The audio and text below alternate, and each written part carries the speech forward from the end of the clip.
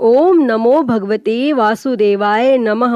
हरे कृष्णा, हर हर महादेव। प्रिय भक्तजनों, आज हम इस वीडियो में एकादशी माता की कथा सुनेंगे। तो आप सभी भक्तजन बड़ी ही श्रद्धा, ध्यान पूर्वक और प्रसन्न चित्त मन से एकादशी माता की कथा को सुनिए। तो सभी प्रेम से बोलिए, एकादशी माता की जय। श्री लक्ष्मी नारायण भगवान की जय। एक बार एक राज्य में एक राजा रहता था। राजा बहुत ही बुद्धिमान और बलशाली था। राजा सदा ही अपनी प्रजा का बहुत अच्छे से ध्यान रखता था। प्रजा भी राजा को बहुत पसंद करती थी। राजा की 2 बेटियां थी। राजा अपनी दोनों बेटियों से बहुत प्रेम करता था। राजा की छोटी बेटी देखने में बहुत सुंदर और आकर्षित थी, और वहीं पर राजा की बड़ी बेटी छोटी बेटी के मुकाबले थोड़ी कम सुंदर थी। राजा की छोटी बेटी माता की पूजा किया करती थी, और सभी लोग राजा की छोटी बेटी से बहुत प्रेम करते थे और बहुत प्रशंसा किया करते थे। राजा भी अपनी छोटी बेटी को बड़ी बेटी से अधिक प्रेम करता था, जिसके कारण राजा की बड़ी बेटी को अपनी छोटी बहन से बहुत नफरत होने लगी थी। राजा की दोनों बेटियां जब बड़ी हो गईं, तब एक पड़ोस के राज्य में रहने वाले राजकुमार राजा की बड़ी बेटी के लिए रिश्ता लेकर आया। लेकिन जैसे ही उस राजकुमार की नजरें राजा की छोटी बेटी पर पड़ी, तो वह राजकुमार राजा की छोटी बेटी पर आकर्षित हो गया और छोटी बेटी से पहली नजर में प्रेम करने लगा। और उस राजकुमार ने राजा की बड़ी बेटी के साथ विवाह करने से मना कर दिया, और उसने राजा से कहा कि मैं आपकी छोटी बेटी से विवाह करना चाहता हूँ।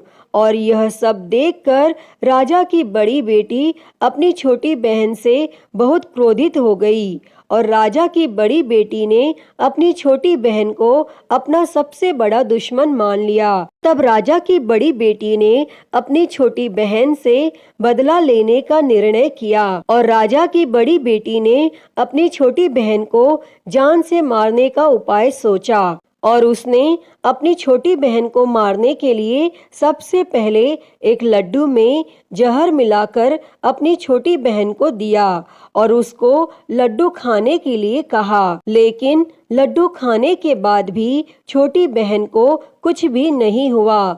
लेकिन फिर भी बड़ी बहन ने हार नहीं मानी, और जब उसकी छोटी बहन रात में कमरे में सो रही थी, तब उसने एक मटके में सांप रखकर उसके कमरे में छोड़ दिया। लेकिन सांप भी छोटी बहन का कुछ नहीं कर पाया। जिसके बाद बड़ी बहन ने छोटी बहन से कहा कि चलो हम लोग कुएं में से पानी भरकर लाते हैं। और वह अपनी छोटी बहन को पानी भरने के बहाने कुएं के पास ले गई, और उसने अपनी छोटी बहन को कुएं में धक्का दे दिया। लेकिन छोटी बहन को तब भी कुछ नहीं हुआ, क्योंकि हर बार ग्यारस माता उसकी रक्षा कर रही थी। और उधर बड़ी बहन अपने सारे प्रयास के बाद भी असफल हो रही थी, जिससे वो बहुत क्रोधित हो गई। और फिर उसने अपनी छोटी बहन के पास जाकर उससे प्रश्न किया कि मेरी छोटी बहन, क्या तुमको पता है कि भगवान ने सबकी मृत्यु एक निश्चित समय पर लिखी हुई है, और कैसे तुम्हारी या मेरी मृत्यु होगी, क्या यह तुम जानती हो? तब छोटी बहन ने अपनी बड़ी बहन को बताया कि हाँ दीदी, मैं जानती हूँ मेरी मृत्यु कैसे होगी। और छोटी बहन से यह सब बातें सुनकर बड़ी बहन मन ही मन बहुत प्रसन्न होने लगी, और उसने अपनी छोटी बहन से कहा कि तो तुम मुझे अपनी मृत्यु का राज बताओ। तब छोटी बहन ने अपनी बड़ी बहन से कहा कि मेरी मृत्यु तो एक तोते में है, जो तोते के गले में एक हार है, उससे मेरी मृत्यु होगी। जब कोई भी व्यक्ति तोते को मारकर उस हार को अपने गले में पहने तो मैं मूर्छित हो जाऊंगी, और जैसे ही उस हार को अपने गले से उतारे तो मैं वापस से जीवित हो जाऊंगी। और फिर अपनी छोटी बहन की मृत्यु का राज जानकर बड़ी बहन बहुत खुश हुई और उसने अपनी छोटी बहन को मारने के लिए उसके पालतू तोते को ढूंढना शुरू कर दिया। और छोटी बहन को इस बात का आभास हो गया था कि कोई उसकी जान लेना चाहता है, जिसके लिए वह अपने पिताजी के पास गई और उसने अपने पिताजी से कहा कि पिताजी, मेरी मृत्यु के बाद आप मुझे मत जलाइएगा, आप मुझे अपनी पुरानी वाली हवेली में एक पलंग में लेटाकर छोड़ दीजिएगा। तब अपनी छोटी लड़की की यह बातें सुनकर राजा बहुत आश्चर्यचकित हो गया और राजा ने अपनी छोटी बेटी से पूछा कि बेटी, तुम यह क्या कह रही हो? तब राजा की छोटी बेटी ने बताया कि पिताजी, समय किसी के लिए नहीं रुकता, क्या कब किसको हो जाए इसका किसी को कुछ नहीं पता। फिर राजा ने अपनी छोटी बेटी से कहा कि तुम ऐसी बातें क्यों करती हो? 2-3 दिन के बाद तो तुम्हारा विवाह है। लेकिन छोटी बेटी ने अपने पिताजी को ऐसा करने पर मजबूर कर दिया और उनसे वचन ले लिया, और राजा ने भी अपनी छोटी बेटी की बात स्वीकार कर ली। और 2-3 दिनों के बाद जब शादी का समय आया तब राजकुमार बारात लेकर राजा के घर आया और राजकुमार और राजा की छोटी बेटी का विवाह शुरू हो गया। और जैसे ही राजा की छोटी बेटी राजकुमार के साथ फेरे लेने लगी तो उसकी बड़ी बहन अपनी छोटी बहन के कमरे में जाकर उसके तोते को पकड़ लेती है और उसको जान से मार देती है और तोते के गले में जो हार था उसको अपने गले में धारण कर लेती है। और जैसे ही बड़ी बहन उस हार को अपने गले में धारण करती है तो उधर छोटी बहन 3.5 ही फेरे ले पाती है और वहीं पर बेहोश होकर गिर जाती है। जिसके बाद राजा ने बड़े बड़े हकीमों को बुलाया और अपनी छोटी बेटी का इलाज करने के लिए कहा।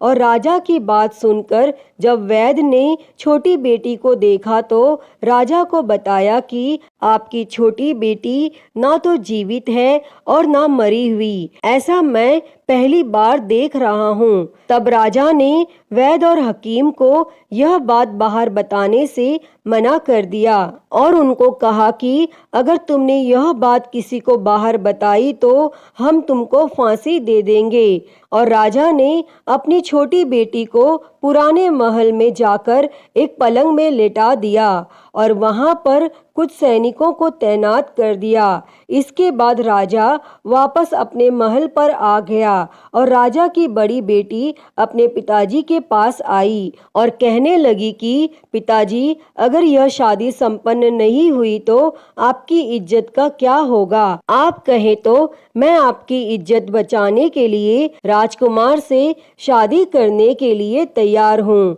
जिसके बाद राजा ने अपनी बड़ी बेटी की बात मान ली और राजा ने बड़ी बेटी को छोटी बेटी के कपड़े पहनाकर मंडप में भेज दिया। लेकिन राजकुमार यह जान गया कि यह राजा की छोटी बेटी नहीं है बल्कि यह राजा की बड़ी बेटी है। लेकिन जब राजकुमार ने शादी करने से मना किया तो सभी लोगों ने राजकुमार को बेवश करके राजा की बड़ी बेटी से बचे हुए फेरों को संपन्न करा दिया और विवाह संपन्न हुआ। जिसके बाद राजकुमार राजा की बड़ी बेटी को अपने महल में ले गया और विवाह होने के बाद राजकुमार उससे ना तो बात करता था, न उसे पसंद करता था और ना ही उसके आसपास भटकता था। और राजकुमार ने यह फैसला लिया था कि वह अपनी प्रेमिका को ढूंढ कर रहेगा और यह जानकर रहेगा कि उसके साथ क्या हुआ है। एक दिन राजकुमार अपने घोड़े पर सवार होकर राजा के पुराने महल के पास पहुंचा, जहां पर उसने कुछ सैनिकों को देखा। महल के पास पहुंचकर राजकुमार ने जब महल को ध्यान से देखा तो वह समझ गया कि यह तो हमारे ससुर जी का ही महल है। तब राजकुमार ने सैनिकों से पूछा कि तुम लोग यहाँ क्या कर रहे हो और इस महल के अंदर उस पलंग में कौन लेटा है। जिसके बाद सैनिकों ने बताया कि यहाँ पर राजा की छोटी बेटी लेटी है। और यह सुनकर राजकुमार बहुत प्रसन्न हो गया और वह तुरंत अपनी प्रेमिका के पास पहुंच गया और उसकी सेवा करने लगा।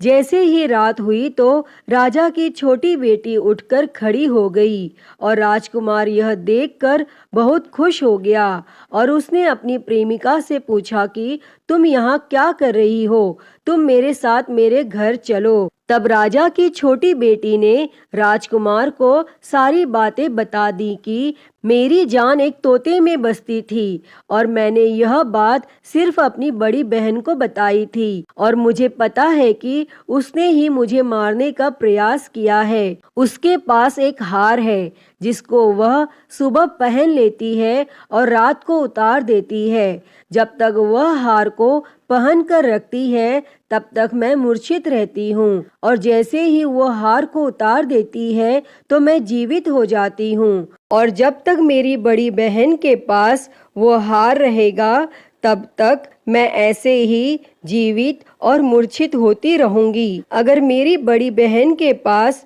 जो हार है वो मेरे हाथ लग जाए तो मैं हमेशा के लिए जीवित हो जाऊंगी। तब राजकुमार यह सब बातें सुनकर राजा की छोटी बेटी के पास रहने का निर्णय ले लेता है और उसने अपने बचे हुए सारे फेरे उस पलंग में लेटी हुई राजा की छोटी बेटी के साथ ले लिए और अपना विवाह पूर्ण कर लिया और वहीं पर वह रहने लगा। और देखते ही देखते कुछ समय में राजा की छोटी बेटी और राजकुमार की पत्नी गर्भवती हो गई और एक दिन राजकुमार को किसी काम से बाहर जाना पड़ा। तब छोटी बहन के पेट में बहुत तेज से दर्द होने लगा, जिसके बाद उसने माता का आह्वान किया, जिसके बाद वहां माता प्रकट हुई और उन्होंने अपने भक्त के दर्द को दूर किया और एक पुत्र की प्राप्ति करवाई। तब वहीं पर अचानक से राजकुमार भी आ गया। राजकुमार ने ग्यारस माता को देखा तो वह आश्चर्यचकित हो गया और उसने तुरंत ग्यारस माता को प्रणाम किया और ग्यारस माता ने राजकुमार से कहा, जब तुम्हारा पुत्र 5 वर्ष का हो जाए तो तुम आकर अपनी पत्नी का हार इसके गले में डाल देना। और देखते ही देखते राजकुमार और राजा की छोटी बेटी का पुत्र 5 वर्ष का हो जाता है। तो राजकुमार अपने बेटे से कहता है कि बेटा, मैं कुछ काम से बाहर जा रहा हूँ, तुम अपनी माता का ध्यान रखना। और वह वहाँ से चला जाता है और राजकुमार को बाहर निकलता हुआ बड़ी बहन के सैनिक देख लेते हैं और बड़ी बहन को जाकर सारी बातें बता देते हैं। जिसके बाद बड़ी बहन अपनी छोटी बहन के पुत्र को वहाँ से उठवा लेती है और उसको मरवा देती है। छोटी बेटी के पुत्र के 2 टुकड़े करवा देती है। पहला टुकड़ा चक्के के पास छुपा देती है और दूसरा टुकड़ा अपने पलंग के नीचे रख लेती है। और तब ग्यारस माता भिखारी का रूप लेकर आती हैं और एक भिखारी का रूप रखकर बड़ी बहन के पास चली जाती हैं। जिसके बाद वहां पर वो भिक्षा मांगने लगती हैं। तो बड़ी बहन अपने नौकरों से कहती है कि जाकर भिक्षा दे दो, लेकिन जैसे ही नौकर ग्यारस माता को भिक्षा देने के लिए आते हैं तो माता उन्हें मना कर देती है और कहती है कि मैं तुम्हारी महारानी से ही भिक्षा लूंगी। जिसके बाद बड़ी बहन स्वयं ही भिक्षा देने के लिए माता के पास आती है। तब माता एक बिल्ली का रूप लेकर उसके कमरे में चली जाती है और वहाँ पर छोटी बेटी के पुत्र के 2 टुकड़े को आपस में जोड़ देती हैं और उसे जीवित कर देती हैं और फिर उसे वहाँ से ले जाती हैं। तब राजकुमार अपने बेटे को लेकर अपनी पत्नी के पास जाता है और उसे कहता है कि तुम इसका ध्यान रखना। अगर तुम इस बच्चे का अच्छे से ध्यान रखोगी तो मैं तुमसे बात करूंगा। और एक दिन राजकुमार अपने बेटे से कहता है कि तुम अपनी माता से उनके गले का हार मांग लो। तो अपने पिता की बात मानकर राजकुमार का बेटा अपनी माता जी के पास जाता है और कहता है कि माता, मुझे तुम्हारा हार चाहिए। और यह सुनकर पहले तो बड़ी बहन बहुत क्रोधित होती है, पर उसको यह याद आता है कि राजकुमार ने कहा था कि अगर मैं इस बच्चे का ध्यान अच्छे से रखूंगी तो वह मुझसे बात करेंगे, जिसके कारण वह हार उस बच्चे को दे देती है और वह तुरंत हार को ले जाकर अपने पिताजी को दे देता है। और तभी राजकुमार अपने बेटे को लेकर वहां से जाने लगता है और अपनी पत्नी से कहता है कि तुम हमारे लिए खाना बनाकर रखना, मैं शाम को आकर तुम्हारे साथ खाना खाऊंगा। और वह अपने बेटे को लेकर वहां से चला जाता है और उसके बाद वह राजा के पास जाता है और उनको सारी बातें बता देता है। तब राजा अपनी बड़ी बेटी की यह करतूत सुनकर बहुत क्रोधित होते हैं और अपनी परवरिश पर ही दोष देने लगते हैं। राजकुमार को अपनी छोटी बेटी के साथ रहने के लिए आदेश दे देते हैं और इस प्रकार ग्यारस माता की कृपा से राजकुमार और राजा की छोटी बेटी सुखपूर्वक रहने लगते हैं। अतः हे ग्यारस माता, इस कथा को कहते, सुनते और हुंकारा भरते सब पर अपनी कृपा करना। सभी के जीवन से दुखों को दूर कर सभी के जीवन में सुख और समृद्धि देना। तो सभी प्रेम से बोलिए एकादशी माता की जय, श्री लक्ष्मी नारायण भगवान की जय, श्री उमापति महादेव की जय। प्रिय भक्तजनों, तो मैं उम्मीद करती हूँ कि आपको आज की यह कथा पसंद आई होगी और अगर वीडियो अच्छी लगी हो तो इसे लाइक करें, ज़्यादा से ज़्यादा शेयर करें और कमेंट बॉक्स में ग्यारस माता की जय लिखना ना भूलें। और महाकाल भक्ति ज्ञान चैनल को सब्सक्राइब कर नोटिफिकेशन बेल को ज़रूर ऑन कर लें। हर हर महादेव। धन्यवाद।